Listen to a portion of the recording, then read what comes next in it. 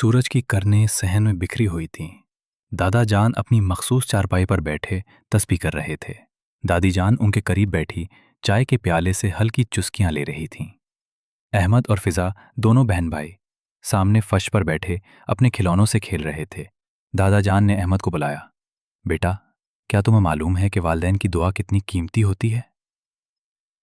अहमद ने हैरानी से सर हिलाया। दादा जान, थोड़ा थोड़ा। दादा जान मुस्कुराए। आओ, मैं तुम्हें एक सच्ची बात सुनाता हूं।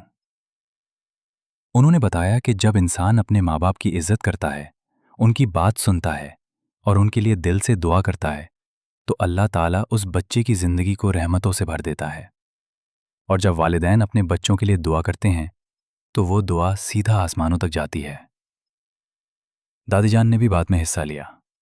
बेटा, नबी करीम सल्लल्लाहु ने फरमाया है कि वालिदैन की दुआ बच्चे के लिए जन्नत के दरवाजे खोल देती है। फिजा ने मासूमियत से पूछा, अगर मैं हर रात अम्मी अबू के लिए दुआ करूं तो क्या अल्लाह खुश होगा? दादी जान ने प्यार से उसका माथा चूमा। बिल्कुल बेटी, और तुम्हारी दुआएं भी तुम्हें अल्लाह के करीब कर देंगी। अहमद ने फौरन हाथ उठाए।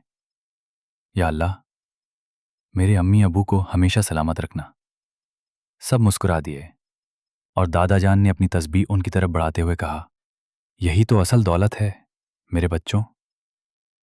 माँ बाप की दुआ और उनके लिए दुआ करना, ये जिंदगी का सबसे कीमती खजाना है।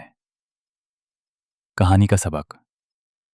बच्चों, याद रखो कि वालिदैन का एहतराम करना, उनकी खिदमत करना और उनके लिए दुआ करना इस्लाम का बहुत बड़ा हुक्म है।